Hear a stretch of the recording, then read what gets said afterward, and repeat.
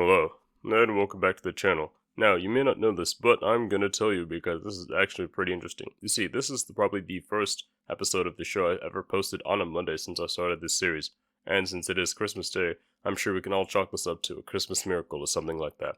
And what exactly is the show? Well, this is Media Mondays. This is the show on the channel where I analyze, review, and rate consumable content. From movies and music and everything in between, I'll talk about it all and put it on your screen. And at the end of every review, I'll rate the piece of media I am covering as either meh, memorable, mediocre, a masterpiece, or a masterpiece.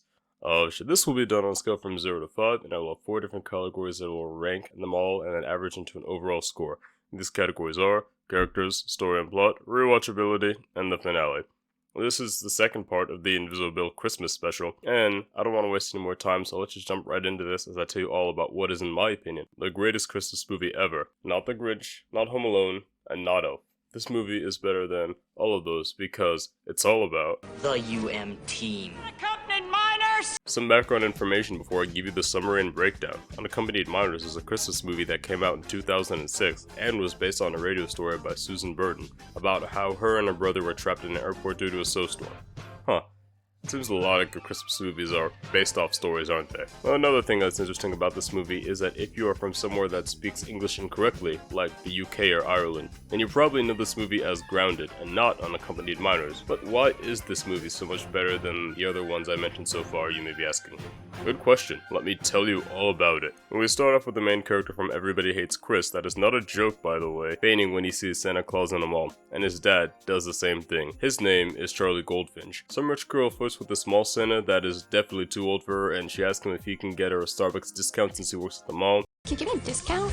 And apparently her name is Grace Conrad. Next up is this girl who sits on Santa's lap, but when Santa gets a little too handsy, she sucker punches him in the gut and walks away. Her name is Donna Malone. And our last little mall Santa entry right now is this annoying girl that is crying because she doesn't want to sit on Santa's lap, but also doesn't want to get out of line. So what's it gonna be? Anyway, when the mall Santa tells her that she is gonna get coal for Christmas unless she stops being a baby, she starts crying like a baby. Her brother tries to calm her down by sitting on Santa's lap to show her that everything's gonna be alright, and it works, until some popular kids from his school call him a dork for it. That dorky kid from the AV squad is getting his picture taken with Santa. Now that we've met our main characters, we need to know why they're all connected. Spencer's mom drops him and his crybabe sister off at the airport, where they meet this airline attendant named Zach, who is assigned to make sure that they get to their flights on time, since they are flying without an adult. And while they are traversing the airport, the kids ask where are all the Christmas decorations, since it's Christmas Eve. Zach tells them that his boss, Mr. Porter, hates Christmas, and has them all locked up in a room, but this ugly green triangle is as close to a Christmas tree as the airport was ever going to get. And who is this Grinch who hates Christmas so much? The Scrooge who is so sour about the holiday season? Well, we get to see him right after this exchange actually, as he unknowingly walks past our main cast with an entourage of other security officers at an airport attendant as he makes his way to his plane. And it turns out that he is going on vacation to Hawaii. That place is overrated by the way, but whatever. But this is his first vacation in 15 years since he started working at the airport, and he is so excited to be away from his job at the airport and just relax without a care in the world. All flights to Hawaii have been canceled due to heavy snow. We apologize for any inconvenience. Oh. Well, fuck. So, it turns out that there's a really big blizzard that is going on, keeping everyone from getting to where they need to be. And since the kids aren't with an adult, Zach decides to take them to a special room to wait out the storm. Where are we going? Somewhere really fun. No, it's not. So, the kids are stuck in this madhouse and their mom is visiting her Santa-obsessed sister when she gets the news of the blizzard and calls her ex-husband to pick them up from the airport. I swear this gets me every time. So, we meet this kid, and all the other kids are afraid of him because of his size and how quiet he is, but they immediately start bullying him as soon as he pulls out an Aquaman doll. Don't call that a doll. It's an action figure. Yeah. After being forced to take a poll by the kid who fainted at the start of the movie, Charlie Goldfinch, Spencer hands over to the rich kid table and tries to rizz up the girl who is flirting with the mall Santa at the start of the film. An effort which he is unsuccessful in, as his sister decides to lay out all of his dirty laundry and they actually invite her to play cards with them instead of him. Damn, talk about tough luck. While all this is going on, Charlie Goldfinch walks into the restroom only to see a kid flush a cell phone down the toilet due to a game of Simon Says. Simon Says, flush your cell phone. Dude, if a kid told me to flush my phone, I wouldn't even entertain it. But because of this, the toilet is overflowing and now no one can use the bathroom as there is water running all over the floor. When Charlie tells Zach, the airline attendant, about this, he is tackled by multiple children as he is the only adult in the room. This leaves enough window of opportunity for Spencer, who is fed up with his annoying little sister, Grace, who is tired of beating these losers in Texas Hold'em, Beef, that's his name by the way, his name is Beef, who doesn't want to be picked on anymore, Donna, who just wants to cause mischief, and Charlie, who only ever wanted to use the bathroom to run out of the room and go on their own independent escapades around the airport. And just what are these escapades, you may be asking? Well, first up we have Spencer, who goes to a restaurant and orders a little snack because he's a tiny bit hungry, but it turns out he can't pay for it, so he just dines and dash and leaves as soon as his waitress goes to get the manager. Grace goes to the High Flyers Club, which she is a member of, and treats it like her own personal spa day. Donna steals a security golf cart and rides it around the airport while running over anything she can hit. Beef inflates the emergency exit slides and treats the equipment room as if it was Disney World and is having the time of his life. And after going to the bathroom, Charlie experiments with all the gadgets in an airport store before stumbling upon a karaoke machine and singing until the cops show up to put an end to his fun. But he isn't the only one that they're after, as Spencer, Donna, Beef, and even Grace are being chased by the airport security, and eventually all 5 of them come together one by one to hitch a getaway ride on the golf cart Donna stole. We're going to be in huge trouble. Oh, not with me behind the wheel. 10 seconds later. Alright, but like, what was her plan though? Did she really think she could just drive that golf cart forever? I mean, eventually she will run out of gas. But I guess that doesn't matter now, as all the kids are sent back to the unaccompanied minors room that they came from, and are berated by the same man we met earlier, who hates Christmas. And he literally enters the scene like a straight up supervillain, sitting in a shady corner and just emerging from the shadows with all of his menacing presence. Like, he was waiting there all that time just to make a dramatic entrance as soon as they came back to the room. It's so funny seeing this done outside of things like anime and cartoons, and I just love it for that just because of how absurd it is. Aren't you a little too old to be playing with dolls? Not a doll, he's an action figure. After Mr. Porter tells him that it smells like a horse died in here, and calls Donna Ellen DeGeneres for no other reason than because she has short hair. That is not a joke, by the way. Woo, that's fantastic! I didn't know we had Ellen DeGeneres in the house. He tells them that they're going to be staying in this room all night long until it's time for their flights the next morning because of all the things that they did. And if they had just stayed in the room and not caused any trouble, then they would have been able to go to a nice hotel for the night, like all the other kids who were able to follow the rules. Oh, so we're going to the lodge?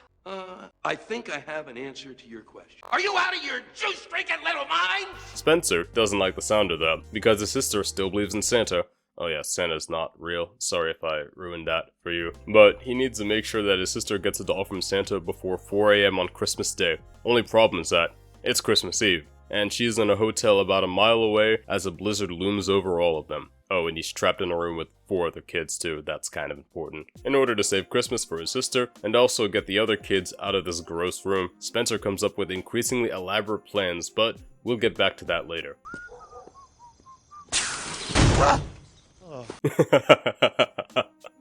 Never gets old. Right now, Spencer's dad, who is the world's biggest vegan, and even has a literal vegetable car that is not a joke, by the way. He doesn't even have a real car! You married a guy with a vegetable car. This is good. I hope you like vegetarian. Gets on the road with the biomobile, as he calls it, and drives in this blizzard to get to the airport so he can pick up his kids. His daughter, Catherine, who is being tortured by Darla from Nemo, and his son Spencer, who probably has a tapeworm based on all that food he ate. But Spencer doesn't know that his dad is even coming yet, as he and the other kids are sitting in the room waiting for their cots to arrive, as they all discuss what they do and don't like about Christmas. My mom's boyfriend says that Christmas is when Frosty the Snowman fights with the devil. What the fuck? Like I said before, Spencer doesn't want to sit around and wait for Christmas to come, as his sister won't be able to get that new doll from Santa. So, while Zach is gone, he cooks up a plan to get out of the room. A little plan that I like to call the Mastermind's Plan Number 1, the escape. So, once Zach gets back with their sleeping cots, he gets a call from the front desk and leaves to go to the front desk. However, as soon as he gets there, he realizes that it's all just been a trap, just a diversion to keep him away from the room. He rushes back to the room as fast as he can, and when he gets into the unaccompanied minors room, he frantically looks around for the kids only to find nothing. He just runs out of the room and tries to get help, or tries to find the kids, but the kids never left the room. Until now. They were just cleverly hiding in the shelf above the door. It's that kind of thing that really makes me like Spencer's character, the whole quick to think on his feet thing, and also being able to come up with these elaborate strategies, but I'll get to that later. As Spencer's dad is driving down the highway in his biodiesel car, a car that is so slow, mind you, that it's getting passed by a moped. What's a moped driver doing on the highway in a blizzard though? Anyway, now that the kids are out of the room, they need to find a way to get out of the airport and to the hotel by drawing as little attention to them as possible. And it's a good thing that they don't just start, I don't know, beating each other up while screaming and banging on loud metal walls, not even 15 feet away from where a handful of security guards and Mr. Porter are stationed and actively looking for them, right? Right? Right? Girl fight, oh my god, girl fight. I saw this on cable one, but then my dad blocked the channel. I cannot stress how much I love Charlie's commentary. I feel like they just gave Tyrell James Williams the script and were like, hey, in certain points, just do your own thing because we know you're a funny guy. Anyway, despite the noise that they were making, they somehow went completely undetected, and Spencer tells them that they gotta focus and work together if they're gonna make it out of this airport. After deciding to put aside their differences and work together as a team to save Christmas, Beef tells everyone that he's gonna get a Christmas tree for Spencer's sister before running out of the airport, and everyone else is convinced that they were never gonna see him again. And you know what? I kinda don't blame him for that too. Charlie then tells the UM team, that's their name by the way, they're the UM team. The UM team. The most optimal route for sneaking out of the airport, so they head that way. Little do they know though, Mr. Porter is already on their tracks. We then see a flashback of Beef when he gets insulted by his mom's boyfriend, and after getting threatened by a couple of scrawny kids, he jumps on Santa and probably killed him with all that force. What a way to go. The rest of the UM team needs to get through a door in order to make it out of the airport, but the night watch is nearby, so they'll need a distraction. A distraction that I like to call Mastermind's Plan 2, the Doggo Diversion. So, the Doggo Diversion works like this. Spencer goes over to this dog's crate and unlatches the door so that the dog can run around and cause mayhem by being a literal pain in the ass and also biting. These nuts. While the night guards are dealing with that, the UM team sneak into the luggage sorter and they think they finally caught a break, but before they realize it, Mr. Porter is already there and is looking for them before tripping over Charlie and just giving up once he can't find them. He then tells the night watch team to put the red suitcase in the unclaimed warehouse, so they send it on the conveyor belt, and Charlie takes a wild ride up and down the chutes and tracks of the luggage sorter, where in no real situation would he have survived this. But it's a good thing that all that happened, because in the unclaimed baggage warehouse, Spencer is able to find a doll that he can give to his little sister if they make it to the hotel. And during all this, Spencer's dad drives to a gas station where he runs into Chainsaw Man, and then fills up his car with some gas before he gets it back on the main road with no problems. Just kidding, it literally blows up in his face because it was the wrong type of gas, RIP Biomobile. Thinking they can finally relax, the UM team cops some cool gadgets from the unclaimed baggage warehouse, like this 4-set walkie-talkie with audio and video recording. That's a surprise tool that can help us later. While sitting on a surfboard she definitely won't be able to take with her, Donner implicitly asks if Spencer is gay as he is holding a doll. That is not a joke, by the way, and in response to this, he says that he is going to give it to his sister Catherine because she loves princesses. Without missing a beat, Donna replies with, Why don't you give her the rich girl over there? Charlie starts dancing, and then that leads everyone to get up and dance too, unaware that their dance party is being watched on camera by the security team.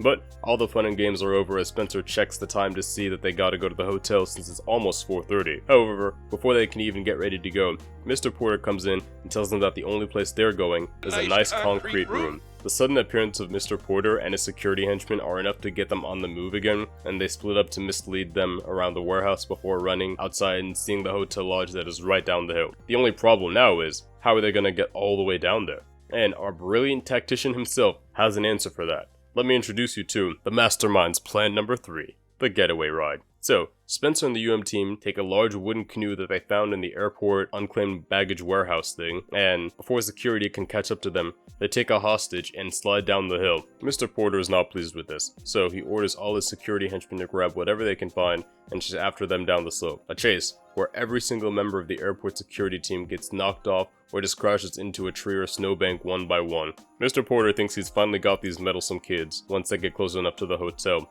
but him and his kayak slide off the parking lot and over a cliff where he was never seen again. What a way to go. Oh, this big one's expensive. You got any money? An Aquaman action figure. Spencer and the UM team enter the hotel lodge and split up to find his sister in what I like to call Mastermind's Plan Number 4, The Sister Search. Spencer and Grace will look for Catherine while Donna and Charlie will keep Mr. Porter busy and off their tail. How this man is even able to stand, let alone chase after these kids, after literally getting launched off a cliff is just beyond me. But these are the kind of questions you just shouldn't ask yourself at this point. While Spencer is looking for his sister, the superior couple, Donna and Charlie, are banging on every single door as loud as they can and screaming as if they were Mr. Porter and Mr. Porter's voice, so that way they can frame him and make him look like he is disturbing everyone's sleep. A plan that literally goes off without a hitch, and they just go back and do it again in the same hallway. So stupid, I love it though. Eventually, the UM team regroups and finds Catherine sleeping by a fireplace. Spencer gives her the pretty princess that she wanted. It's not Grace, by the way. And after he does, Mr. Porter finally catches and apprehends them. Once they get back to the airport, Mr. Porter realizes that he needs to keep them away from each other and locks them all in individual holding cells, but not before telling them that he went out of his way to bump every single one of them off their flights for the 25th of December and put them all on flights that leave on the worst holiday possible, Canada Boxing Day. A holiday so terrible, no one even knows what it means. You can't do that. As a matter of fact, it's one of the few things I can do. You can mess with a lot of things. You can't mess with kids on Christmas. While they are locked up, Grace tells everyone that her parents don't like having her around and will send her to her nanny while they go off to Europe or somewhere more fun without her. Mr. Porter tells them that if they make their way out of their holding rooms, he will admit defeat and give up on trying to stop them. But it won't be so easy, as there are guards stationed outside of their rooms that are vigilant and always watching, and cameras that are also watching their every move. So of course, the question you should be asking yourself is, how did they get out? And the answer to this question is something that I like to call Mastermind's Plan Number 5, the breakout. How does it work? Well, remember that 4-set radio thingamajigger that I mentioned earlier? No? Well, you should have. Come on, I even did like a little whole mystery mouse Cthulhu thing to let you know that's going to be important later. Anyway, Spencer gets the idea to use their little radios to record themselves because these walkie-talkies have video recording software just conveniently, you know, just in case, and hook the walkies up to the cameras so that the feed that they get is just a video recording that they took on their radios. And while Mr. Porter is looking at the fake feed on his monitors, they are all escaping through the ceiling vents and their holding rooms and crawling through the ventilation shaft. This entire plan was fantastically outrageous, and I love how crazy this entire movie is. After fighting in the face with the girl who has a crush on him, Charlie falls to the ceiling ventilation shaft and lands in the room that Mr. Porter locked all the Christmas decorations in. Upon seeing this, Spencer realizes that the UM team still has one final mission, to save Christmas for everyone in the airport, not just his sister. How does he intend to do this? What an excellent question you definitely didn't but totally should have asked. And you should already know what the answer is at this point. Well, that's right, it's time for Mastermind's Plan Number 6, the Christmas holiday rejuvenation including stockings, tinsel, mistletoe, and Santa plan. Or the Christmas plan for short. These 5 kids, beef is back by the way, stayed up for 3 hours longer with no sleep whatsoever and managed to decorate the airport without any help, and of course, this is Christmas logic, but I don't care, I love it for that. Mr. Porter finds the mastermind behind all this and raises his white flag to him for asking why Christmas is so important to them, and after Spencer tells him, he asks why Mr. Porter is such a Grinch about it, and we learn that his wife left him on Christmas 5 years ago, and he was never able to appreciate the holiday cheer like he used to. A few hours later, all the kids and airport passengers in the terminal come to the center where a large tree is at, and eventually, Santa himself comes and starts giving presents to everyone that is traveling alone on Christmas. But, like we discussed before, there is no actual Santa. Spoilers again, by the way, sorry if I ruined that for you. So, just who is the man behind the beard? It turns out to be none other than Mr. Oliver Porter the whole time. You see, he finally came around and even put everyone from the UM team back on their flights that he originally bumped them off when he sent them to the detention rooms. A real Christmas miracle.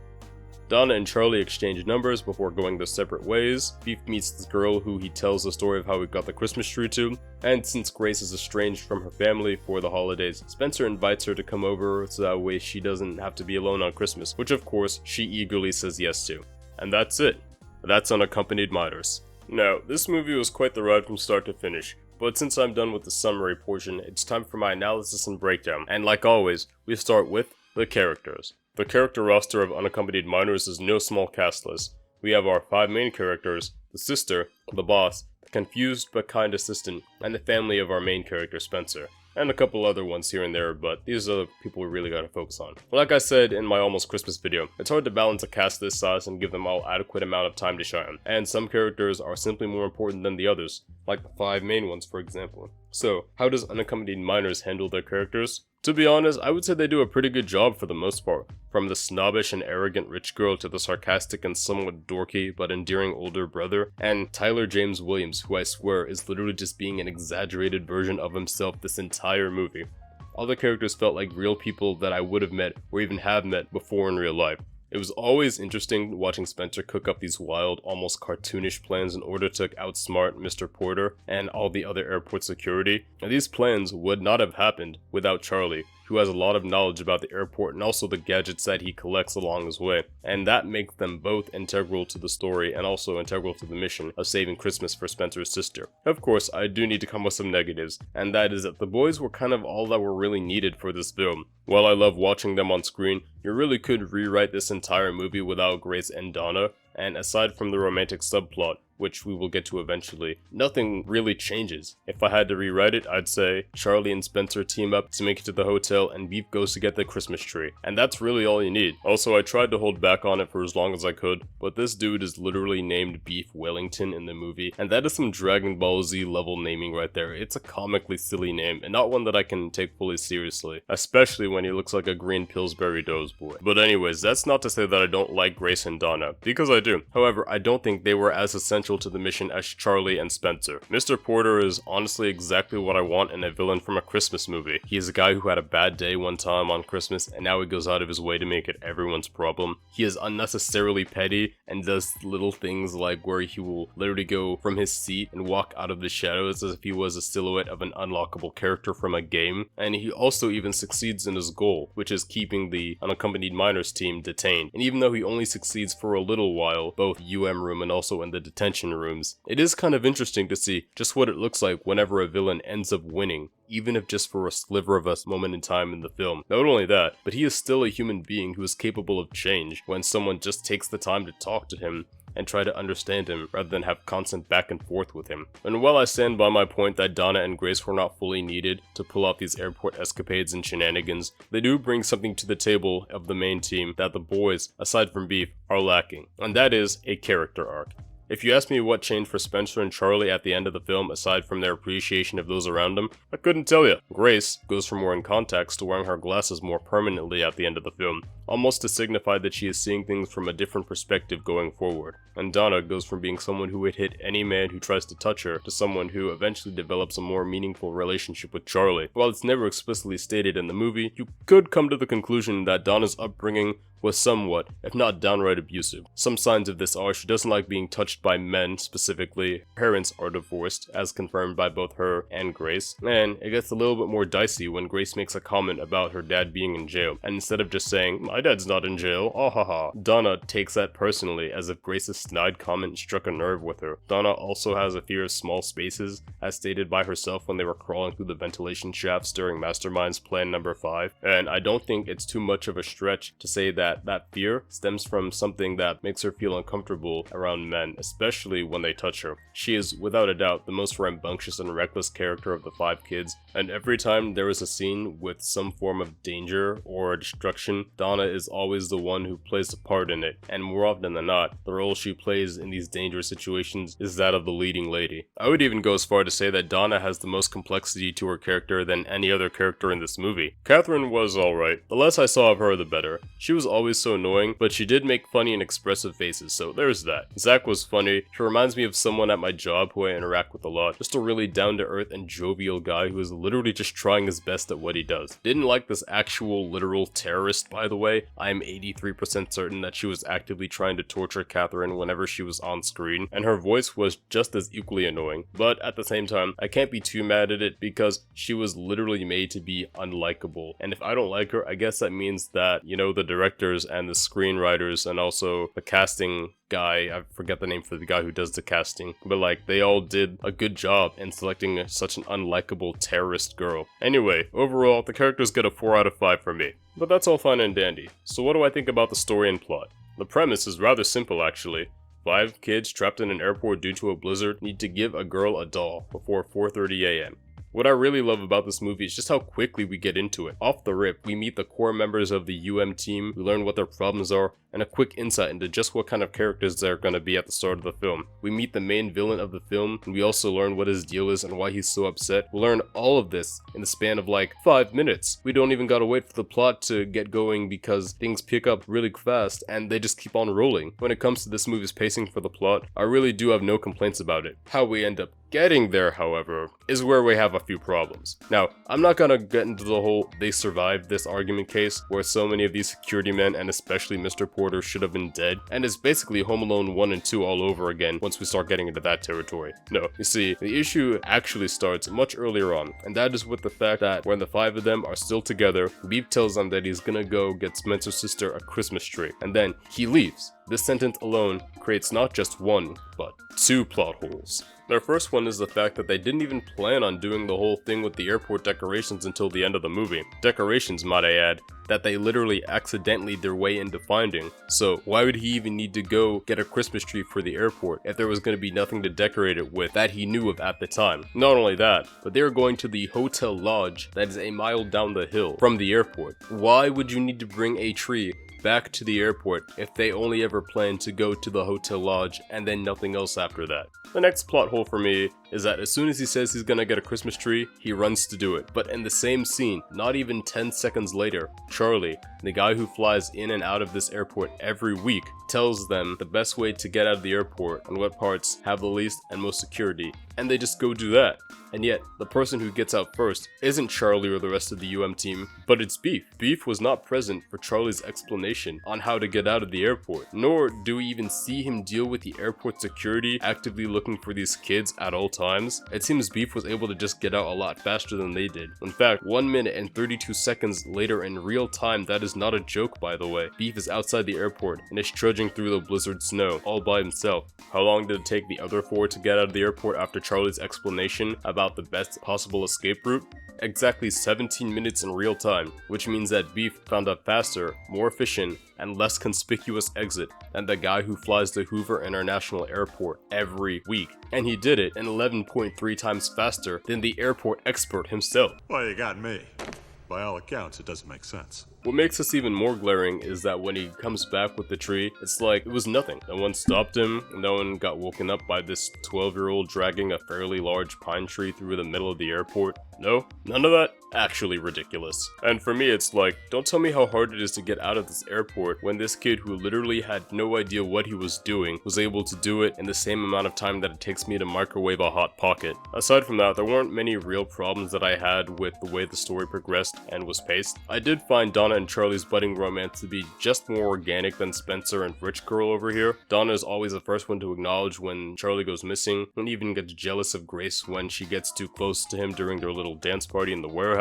And Charlie is also always there for Donna when she needs him. Whenever Donna is getting emotionally overwhelmed, Charlie does try his best to let her know that he's there for her. There is genuine care about the other's well-being and adoration for each other that grows the more that they are on screen. And I'm sorry, but I just don't see it with Kmart and Rich Bitch over here. Spencer basically just simps for Grace the whole movie and tells her that she doesn't look like a dork when she wears glasses. And that's not even me exaggerating for comedic effect. It's literally their entire relationship until Spencer asks her out in the last 2 minutes of the movie. But let's get back to the main plot of the movie. Spencer and the misfit minors need to work together to get to the hotel lodge to give his little sister a doll for Christmas. I'm not gonna lie, that little girl does not deserve that doll. Every scene that she is in this entire movie until the very end, she's either whining or going out of her way to embarrass her older brother. Sometimes both. If my little sister were to speak to my crush, who is already way out of my league, and say half the things that this little twat says to Grace within the first 5 minutes of meeting her, I wouldn't get her anything. I'd tell her that Santa put coal in her sock because she was being a very bad girl this year. Even her very first scene that she's in is her whining about something. And like I said, until the end of the movie, the only time she's on screen and not being a problem is when she's sleeping. Spencer is a much more patient brother than I am, and his absolute determination is truly something to acknowledge. And I say that now, but honestly, I would probably do something like this for my sister even if she embarrassed me in front of my crush. Maybe. There are a few places I feel could have trimmed the fat down on, like the whole dad driving a vegetable car thing. It could have been any regular car as long as he is having car troubles along the way, and the end result would be the same, I think. And Beef's whole growing up character arc was nice, albeit a little rushed. In the end, he literally gives up the Aquaman doll Action figure! that he loves so much just for a Christmas tree. It was a twist that I didn't see coming the first time I saw this movie, and still has some kind of weight each time I watch it. This kid really gave up his most prized possession just to make sure that a kid whose sister he'd never met before, by the way, will have a Christmas tree to see on Christmas Day. And I think that just speaks volumes about what kind of person he grew into over the course of the movie, sacrificing the things that he desires just for the happiness of someone else. Overall, the story and plot got a 4 out of 5 for me. Rewatchability. Is Unaccompanied Minors worth rewatching? Absolutely. If you haven't figured out by now, this is my go-to Christmas movie. I remember the first time I saw this movie, it was on HBO Family back when that channel was still on TV, and I thought it was just the coolest thing ever for the holiday season. I would tell people about this movie, and once they watched it, they thought it was a pretty good movie as well. This movie is a fun watch, and I would recommend it to anyone who hasn't seen it yet. Or even if you have seen it, go watch it again because you'll probably pick something up that you didn't realize before the first time you watched it. It's for sure a Christmas movie on your Christmas movie list that you do not want to leave out. Now, of course, just as I said in my almost Christmas review, this is a Christmas movie, and I'm usually not going to go out of my way to watch Unaccompanied Minors when it's not the holiday season, but I feel that kind of adds more of its value to me. It's like a special occasion that you can always look forward to every year around. But then again, some people still think that watching Christmas movies year-round is normal, and like I said before, those people are wrong. This movie is great, but I just can't see myself going out of my way to watch this in like April or June or October, since again, it is a Christmas movie. Even so, I would give Unaccompanied Minors a 4 out of 5 when it comes to rewatchability. The fact that it's seasonal based is the only real detraction for me. And lastly, the finale. Finale can either make or break your piece of media, is what I like to say at the start of this segment. So, how does the ending of Unaccompanied Minors hold up in my opinion? Well, it is a Christmas movie, so you know there has to be some kind of Christmas spirited themed ending. But they are never gonna end a Christmas movie on a sour note, that just doesn't happen. And while that makes it a bit predictable, it doesn't detract from the score that much for me. The family is together, they all learn the meaning of Christmas spirit and good fellowship or whatever. If you've seen this ending in a Christmas movie once, you've seen them all. What I do find interesting, however, is that Mr. Porter grew as a person and eventually donned his own Santa costume at the end of the film in order to fully embrace the Christmas spirit and also show how he is turning over a new leaf in his life. When I first saw this ending, it totally took me by surprise. It made sense and didn't just come out of nowhere too, but it was something that fits for a narrative perspective as well. The same man who has been the most anti-Christmas and even went as far as locking the Christmas decorations for several years eventually becomes Father Christmas himself. It's a wonderfully well done twist and I like it for that. Everything else was basically what I expected to happen at the end of a Christmas movie, and for that, the finale of Unaccompanied Minors gets a 4 out of 5 from me. All these scores together give Unaccompanied Minors a final average of 4 out of 5 stars. A memorable ride that I would have no issue with going on again and again around the holiday season. This was a movie that I had thought about for a while, and it's a movie that I genuinely enjoyed and felt there weren't enough people talking about why this movie is so great. So if I was able to give you a bit of a nostalgic feeling when you were watching my review, or make you just feel like you really enjoyed this movie and want to go see it during my commentary, then that's kind of what I was hoping for. I also hope that you agree with the things that I said, and if you think that I'm wrong, tell me how I'm wrong. And if you think that I'm wrong, tell me how wrong I am down below. I'm not right all the time, allegedly. But I have some big plans for the channel going forward next year, so stay tuned for all that and more if you like my content. Thank you for staying with me until the end of the video, and a big thank you to all 78 of the voices in my head for getting me to this point. Tell me what you thought about this video, and what you want to see me talk about next time. But, until that next time arrives, I'm Inviso, and that's all for my spill. Like, comment, hit subscribe, you'll never know when, but I'll see you next time.